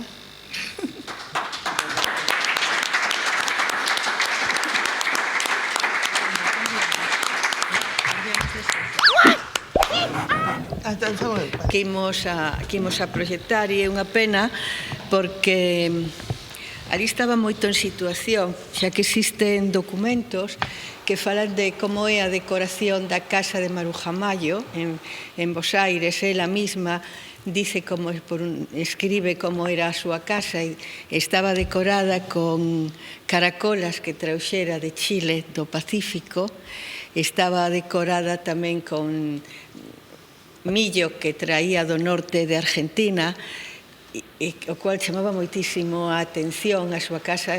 Por aí empezou a súa introdución entre a gran burguesía bonaerense como decoradora, e ademais tamén había un cabalo, e aquí vamos a falar de Clavileño, que é o cabalo que lle regalaron os duques a Don Quijote, é o nome do cabalo, que a Don Quijote e a Sancho, para que se montaran neles e así poideran voar polo espacio montado nese cabalo. Entón estaba moi en situación e ahora cambiarme pa aquí xa estou un pouco alonxada. Non vou falar da vida de Maruja, senón solamente vou dar os datos imprescindibles porque coido que todos estades bastante enterados dela, hasta tal punto que xa é un pouco problemático desde o punto de vista do coñecemento dunha figura de tanto de relevo que se lle conoza máis pola súa vida privada, polas cousas que fixo durante os anos que viveu e non pola unha obra tan estupenda como a que ela tivo, non? Maruja Mallo nace en Viveiro no ano 1902 e despois de vivir ali 4 ou 5 anos xa se traslada a distintas cidades de Galicia porque o pai era aduaneiro. En Madrid vai ca familia no ano 22 e ali estudia Belas Artes, como recordaba Tero, foi compañeira de Salvador Dalí na Escola de Artes Superiores. Ali foi onde entablou relación cos alumnos que estaban na residencia de estudiantes e co famoso grupo das Sin Sombreiros. Expón por primeira vez na Revista do Occidente no ano 1928. E con unha bolsa da Xunta de Ampliación de Estudios vais a París a estudiar escenografía entre os anos 1931 e 1932. E sabemos, por diferentes fontes, que en París tentou publicar Les Cinémas Comiques, que era unha carpeta composta por 15 litografías que estaba inspirada nos cómicos do cine mudo. E esta carpeta que ela puxo en litografía, en realidad o que eran as ilustracións que ela fixo con lápiz ou con plumilla para unha obra de Rafael Alberti que se chamaba Yo era tonto y lo que he visto me ha hecho dos tontos, del año 1929. Unha obra que ao final quedou inconclusa, sin rematar e que tardou despois bastante tempo, moito tempo, en ser publicada e que entra dentro do que se chama a comunicación juglaresca da que falou Dieste. Tamén, cando estaba en Madrid, pero xa no ano 1931-32, fai os figuríns e os decorados para La pájara pinta, unha peza de teatro de Rafael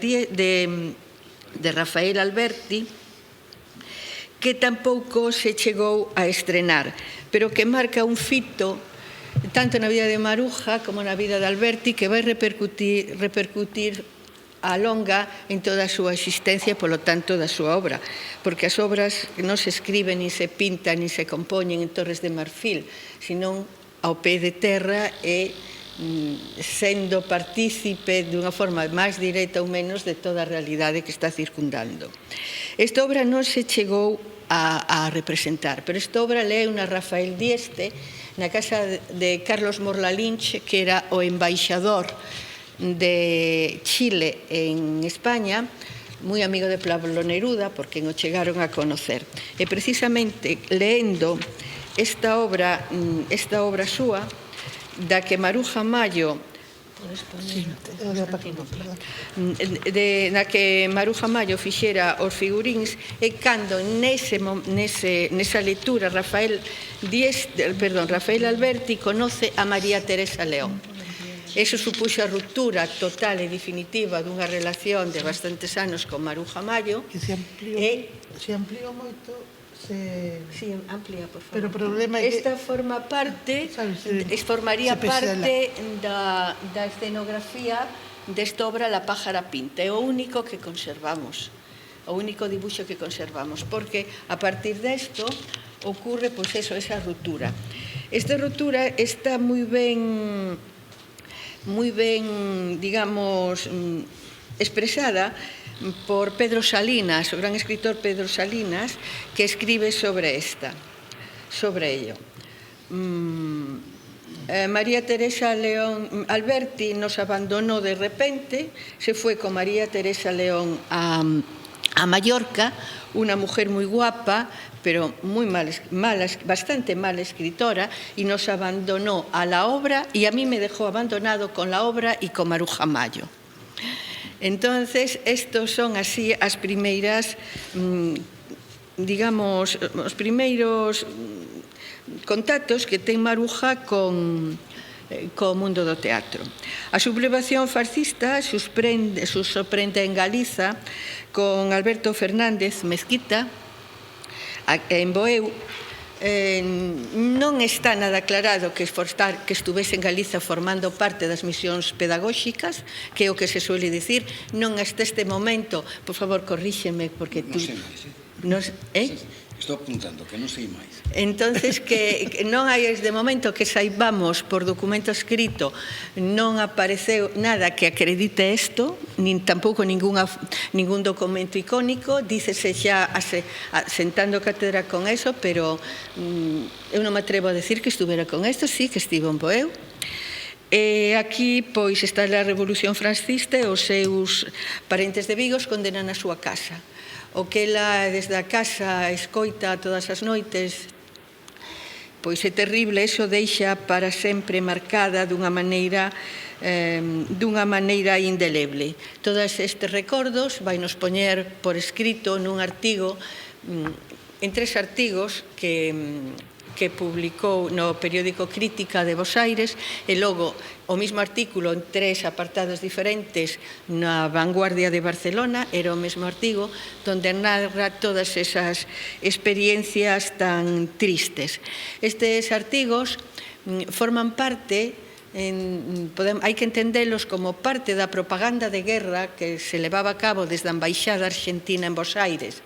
Naquela residía, repito, despois de que tuvo que deixar a casa onde a acolleron según chegou a Bos Aires, que era a casa nada menos que de González Tuñón, que era íntimo amigo precisamente de Miguel Hernández, con que Maruxa tuvera bastante relación. Entonces, aí empeza tamén a súa colaboración ca propaganda de guerra no exterior por parte no que afecta a embajada.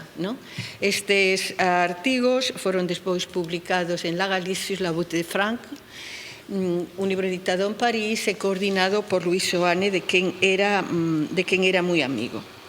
De quen era moi amiga, por diferente razón. Ao pouco de arribar a Bos Aires, Maruja comeza con narrador Constancio Vigil unha prolongada unión sentimental, xa o conocera en Lisboa, cando estuvera acollida, cando atravesou pola Raya Seca, ela atravesou sin problema algún, estaba protegida pola cónsule en Portugal, Mistral, Gabriela Mistral, da que era amiga, e ali foi onde conoceu a Vigil, que vivía, están os documentos, as cartas de ambos en Portugal, en Lisboa, e logo xa chegar a Bos Aires, aos 10 días ou 12 de chegar xa estaban xuntos, existen documentos desto. Entón, pois, estaban xuntos e xa lle deu traballo o propio Constancio Vigil, porque Constancio Vigil era o propietario do potentísimo grupo Atlántida, que publicaba revistas para nenos, para mozos, para muller e de entretenimento, tamén para facer crucigramas, que os nenos pintasen e tal, pero era un emporio extraordinario, porque además tiña un editorial na que realmente chegou a traballar Maruja, era onde traballaba, e tamén unha distribuidora de libros. Isto permiteulle a Maruja que cando chegou Rafael Dieste a Bos Aires, Rafael Dieste tuvera o seu primeiro empreo. O primeiro empreo de Rafael Dieste, que lle durou moitos anos, a xeito sabeo como a min, na editorial Atlántida, foi gracias a Maruja Mayo, que lle consigueu o traballo por medio do gran dono dese gran imperio. Era unha fortuna inmensa, unha das grandes fortunas de Argentina, o equivalente que sería aquí en España en época socialista, pois don Jesús del Gran Poder, é dicir, o dono del país, non? Polanco. Entonces, pois, ali comezou a traballar Rafael Dieste e tamén comezou a traballar con ela a súa dona, Carmen Muñoz Manzano, Otero Espasandín e tamén Castelao, porque Castelao ilustrou bastantes libros da editorial Atlántida. En este tempo Maruja está residindo na embajada, está participando en toda a propaganda de guerra que se está levando a cabo en Argentina. Entre ela estaba unha exposición que veu directamente desde a embajada de París, que era unha exposición que se fixo no edificio do xornal, un edificio modernista, un dos edificios modernistas de interés de Bos Aires, do xornal Crítica, e que consistía en casi 1000 fotografías e recortes de xornais sobre a vida en Madrid desde xulio de 1936 hasta comenzos de 1938. Os encargados da montaxe desta mostra en Bos Aires foron Maruja Mallo e Luis Seoane. Aquí se conoceron e aquí fraguaron unha gran amistade que durou toda a vida, incluso na época máis dura e máis difícil de Maruja Mallo, cando non podía expoñer, non tiña acceso a expoñer nas galerías boas de Bos Aires, Luis Seoane interveu por ela para que isto ocurrise así. Esta mostra conquireu unha enorme repercusión pola publicidade dese difundidísimo xornal de Crítica, que era un xornal que estaba moito máis apegado ao modelo Hertz que ao modelo Pulitzer. E os restos de medios, propiedade do seu, digamos, controvertido, omnipotente, todopoderoso e omnipresente Natalio Botana. Basicamente era unha radio, un noticiero cinematográfico, unha produtora e unha distribuidora de cine. Por que isto é importante? Vámoslo ver a continuación. Na carta inicial da correspondencia de Maruja Mallo con o embaixador dos grandes escritores mexicanos, Alfonso Reyes, irmão de Pedro Reyes, da correspondencia entre Maruja e Reyes, cando Reyes deixou de ser embajador en Bos Aires, o goberno mandou a México para que se encargase da fundación do Colegio de México, Casa de España, o que hoxe é o seu sucesor e o CONACULTA, é dicir, o que sería aquí o equivalente ao Consello Superior de Investigacións Científicas. Na primeira carta, Maruja refírese a posta en escena da cantata en la tumba de Federico García Lorca, da autoría do propio Alfonso Reyes. Esta obra é un lírico canto funerario que se pode escribir directamente dentro da frase condenatoria que despertou en Hispanoamérica o fusilamiento de Federico, sobre todo en Bolivia, Ecuador, Guatemala e Salvador, pero sobre todo en Chile e Argentina.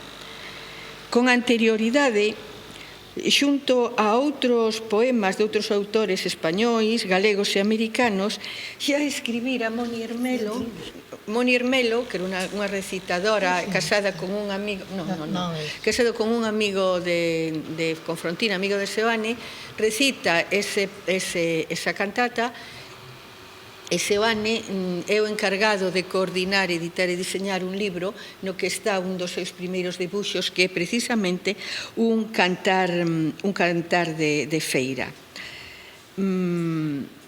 Moni Hermelo recita a cantata en xuño de 1937, pero o 23 de decembro de 1937 a compañía de Margarita Xirgu escenificouna con música de Xaume Paisa. Xaume Paisa era un exiliado catalán nacionalista que xa estuvera traballando con Margarita Xirgu anteriormente aquí en España en varias obras e facéndolle a música de esas obras que Margarita escenificaba aquí en Barcelona. A chegada de Margarita Xirgu a Bos Aires avivou toda a controversia que había entre os dous bloques que existían ali, o republicano e o fascista. Porque Xirgu, en novembro de 1937, asignou un documento de adhesión de intelectuales cataláns e españois ao goberno republicano, manifestando así abertamente o seu compromiso ca España leal. Isto induceu os profranquistas a intensificar a forte campaña que desenvolvía na súa contra xa desde antes. Por que? Porque isto trasladábase tamén ao mundo do teatro. O teatro é unha das grandes formas tamén de propaganda política. Simplemente vamos recurrir á historia. Pensade no teatro isabelino. Que foi o teatro isabelino? Entón, pois, ali en Argentina, donde non podía facerse unha propaganda tan directa como se podía facer en España, sí que se utilizou moito teatro. E entón había, cada bloque tiña o seu ídolo teatral. O bloque da esquerda era Margarita Xirgu, o bloque da dereita era Amparo Ribelles. E enfrentábanse entre eles, pois como aquí se enfrentan pois os toreiros, un prefiere a este, outro prefiere a outro prefiere a Messi e outro prefiere a Ronaldo. Bueno, pois aquel momento eran os dous grandes bloques e estaban enfrentados. A campaña contra Margarita Xirgu foi durísima, durísima, durísima. E trataron de contrapesar medios afíns á Segunda República, como Críticas, Noticias Gráficas, La Vanguardia, Última Hora, Diario de España, España Republicana e Galicia das Federacións Galegas. En este periódico, un amigo de Xirgu e non sei como expresalo, un amigo enemigo, un amigo constantemente amigándose, desamigándose, odiándose, queréndose, que se chama Eduardo Blanco Amor, o gran escritor Eduardo Blanco Amor, unha amistade con Maruxa moi peculiar, tanto se amaban como se odiaban a morte, non? Pois, en este periódico Eduardo Blanco Amor escribe unhos artículos de defensa de Maruja Mayo e da España Leal terriblemente duros. Hai autores que os consideran os máis duros de toda esta campaña. E ao mesmo tempo que isto sucedía, o propio Alfonso Reyes, autor da cantata A morte de Federico García Lorca, embaixador de México ali, desde unha radiopropiedade do periódico Crítica, estuvo nun programa de 1 hora de duración xunto con un periodista que se chamaba Edmundo Greenburg e con Jiménez da Súa, o embaixador de España naquel momento en Bos Aires, emitindo unha reportaxe sobre Lorca, na emisión dunha reportaxe sobre Lorca, que se fixo desde o propio camerín da actriz Margarita Xirgu do Teatro de On, 1 hora antes de que se puxera Margarita, Doña Rosita la Soltera. Reyes, no seu diario, o día 24 de decembro, anota: anoche, en el Teatro Smar, Margarita Xirgu, después de Bodas de Sangre de Federico García Lorca, puso mi cantata con música de paisa, Jaime. Había outro irmão, Joan, que se afirmaba como Joan Marlí, que era dono dunha das principales editoriais dos exiliados, da editorial Poseidón. El teatro henchido hasta reventar y tomando todo desde 8 días antes se vino abajo entre verdaderas tempestades de clamores.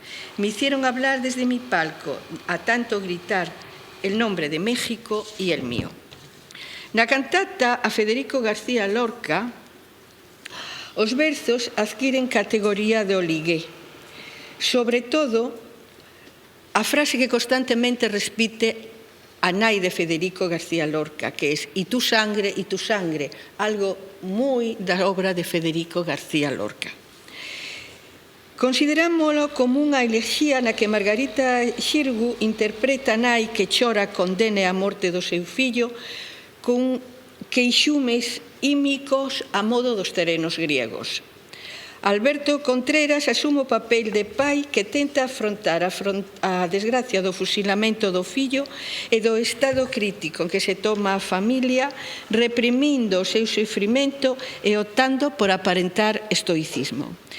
Isabel Pradas dañe vida a aflixida irmá e Amelia de la Torre a unha desconcertada novia que declama para o seu amor asesinado as flores, os frutos e os ulidos da América, mentras que o coro é o encargado de patentizar o drama da guerra, a erguer a súa voz loitadora, atronadora, porque dicen que era fortísima, e doente cala voz do pobo masacrado. Reyes, especialista en cultura clásica, asiña no coro un rol parangonable o que desempeñaba nas tragedias griegas, ao facer converxer nela a función épica, avisadora e premonitoria. A cantata trasloce un dos axiomas do americanismo que xa penetrara no imaginario do escritor, dun escritor tan europeizado como Alfonso Reyes. Pediron para él 6 veces o Premio Nobel. Pois semella que nela desexaba transmitir que o futuro estaba no novo continente. Esta é unha idea que a partir do ano 41 defenderán desde México exiliados como Juan Larrea, Imaz ou León Felipe. Curiosamente, os tres sosterana cunha visión impregnada de misticismo e afastada da visión máis realista e crítica que tiña Dieste nos seus ensaios. Hai que ver esta cantata no contexto da Guerra Civil Española, porque a cantata é a morte de Federico García Lorca, pero se a leemos é evidente e clarísima a influencia del Caballero de Olmedo de Lope de Vega. E o Caballero de Olmedo estáse desenvolvendo na Primeira Guerra Civil Castelán. E precisamente Reyes estáse inspirando nela. Aquí temos a escenografía da cantata e a única foto que se conserva da escenografía da cantata. Aquí a temos. Esta é a escenografía da cantata. Fíjense, isto que está detrás, cos fusiles así, é parte do coro. Según narracións orais, o coro estaba formado aproximadamente por uns 30 homes que cantaban con fusiles de madeira levantados. E tamén formaba parte isto do escenario da escenografía que diseñou Maruja Mayo para esta cantata. É a única foto que se conserva da cantata inteira. A cantata para a tumba de Federica García Lorca repúxose despois o 27 de decembro. E ao longo desa semana a prensa bonaerense fin a Segunda República destacou a calidade literaria, a súa posta en escena, a interpretación por partes dos autores. Siñalou a conxunción existente entre o texto e a partitura de Xaime Paiza, algo lóxico porque traballara moito para teatro. E como a música contribúe a xerar a comunicación cos espectadores e a desatar a empatía co público, cousa que tamén conseguía moito a música das guitarras. Pero os medios de comunicación non comentan nada sobre os decorados e a vestimenta que a nosa artista Maruja Mayo realizou para a obra. E das fotos que se tiraron ao final da obra, en as que aparecen os actores e o autor e o músico, en primeira fila aparece Maruja, pero aparece en segunda fila. Vamos ver esa fotografía. Será esta? Esta. Ah, esta. Esta, da baixo, da baixo. Perdón, me quedaban xuntas. Bueno. Espera. No. Pasa. Pasa outra. A esta. No, esta tamén. Este país é aquí Silvo. esta. Vale. Bueno. Aquí temos a foto. Paísa de traxe claro. Xirgú, aquí temos esta vestimenta foi diseñada por Maruja Mayo, por eso traigo estas fotos para que vos deades conta como foi a vestimenta que diseñou Maruja. Pero intentar poñelo un pouco máis grande. Aquí temos a Margarita Xirgú, este baixino embajador de México, escritor Reyes. Este é o periodista de crítica que estuvo con Reyes. Este é Maruja Mayo. Aquí xa se está notando os anos, ela sempre quitou os anos, incluso cando expuxo na revista do Occidente, decían unha jovencísima, nacera no ano 1902, xa tiña 26 anos, non? Esta é Maruja Mayo. Entón, está en segundo plano, é dicir, non está co músico, co autor, ca primeira actriz, que facía o papel de noiva, nin ca que facía o papel da actriz teima. É dicir, Margarita non lle deu moita importancia á escenografía, porque se lle dera importancia á escenografía estaría diante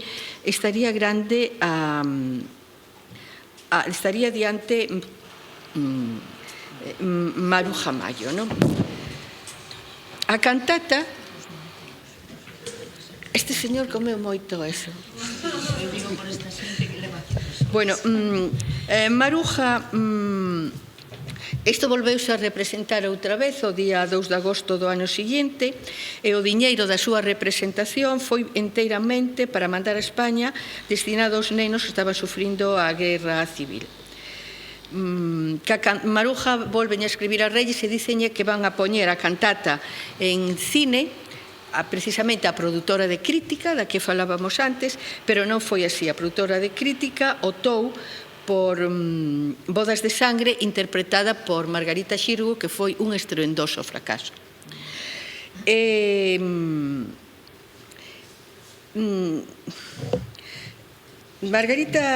Maruja Mayo realmente fixo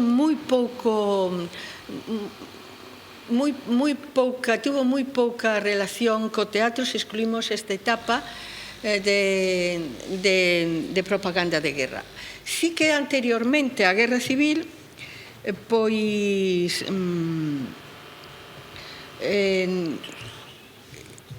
fixo a escenografía para unha obra que se iba a publicar, que era unha ópera. Esta é a escenografía que fixo Maruja antes da Guerra Civil para a obra Clavileño. Era unha ópera bufa, con música de Halster, máis tarde en México exiliado, e da que se conservan solo estas fotografías. Eran feitas dun material fungible, como era alambre, e era follas de cereais, e era cartón. Pero se vos fixades na vestimenta de Clavileño, e se vos acordades da anterior, tamén se nota bastante que está dentro da mesma línea. Maruja que si fixo foi moita ilustracións para contos de nenos. De feito, a escritora Rosa Oliver escribe dicindo que tan pronto como ganou suficiente diñeiro ilustrando libros infantiles, foise a vivir a un piso nos mellores lugares de Bos Aires. Iso demostra que debeu de traballar moito facendo ilustracións para nenos, pero ilustracións que, por favor, ilustracións que facía falla recollelas, é doado de recollelas, únicamente o que hai que ter é pasarse en Argentina 6 meses. Pero sí que doado de... Aquí vemos a Maruja Mayo no seu estudio en Bos Aires. E hai unha cousa curiosa. Maruja Mayo debía de apreciar o seu traballo como escenógrafa, porque aquí diante temos o que antes vimos de Clavileño. É dicir, ela cando se foi, como pasou a fronteira con un salvoconduto da Embaixada de Chile dado por Gabriela Mistral, levouse cuadros, entre eles a Sorpresa do Trigo, etc., para Bos Aires. Pero tamén se levou parte da escenografía para Clavileño. E ali a ten. Aquí a ten no seu estudio.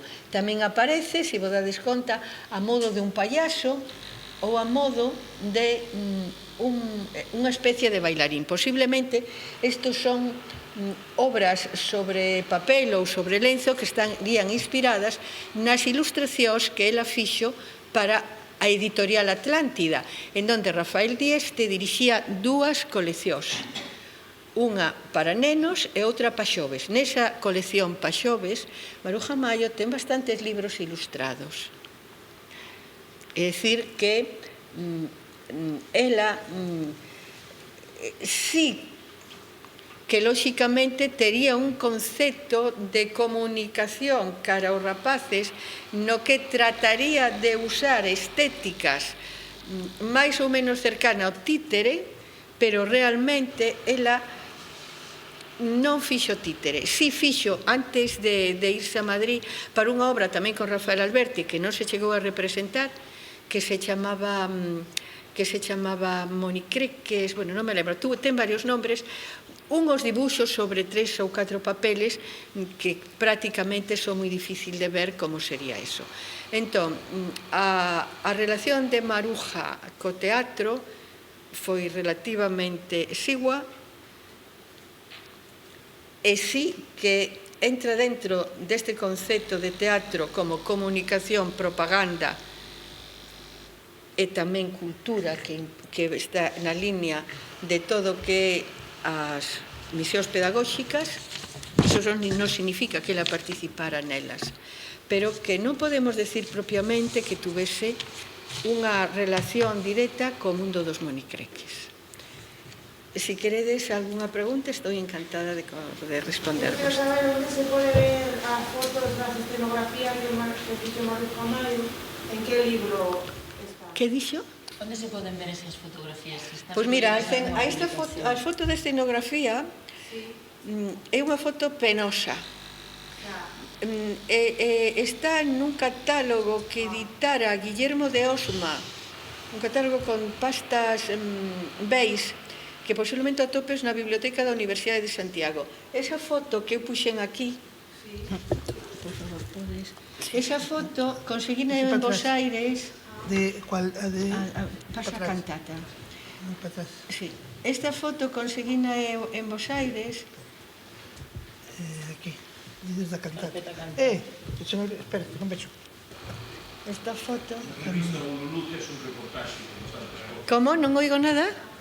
Na revista Bululú que se editou... Na revista Beletites. Sí, Bululú, unha revista que se editou... Aquí en España? En Galicia, se editou cando existía o Centro de Documentación Teatral. Ah, existe, pois na revista Bululú. Cal dice esta escenografía? Esta escenografía, esta está sacada de unha fotografía que teñen de Bos Aires, que é un pouco mellor que esa que está circulando por aquí, pero que para conseguir esta calidade un compañeiro da Facultade de Informática pois fixo milagros, porque pensade que está collida a distancia desde unhas plateas, desde o teatro, e con unhas cámaras que non son as de hoxe, e con unha luz moi precaria. Entón, pois, así é o que...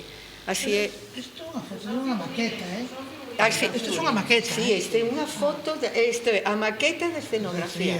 Pero a maqueta de escenografía, estas puxeron no xornal Crítica, nesa exposición que falei con Luis Seoane, estaba moi alonxada do público para que ninguén poidera coller estos figurines, estos muñecos que estaban poñendo que iban ser que xa foran da obra. Estaba a moita distancia. E a foto está sacada a moitísima distancia.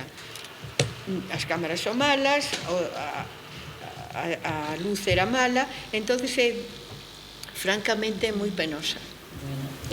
Sentindo moito, porque sei que sería moi interesante escoitar preguntas do público e o debate que podería producirse de aquí.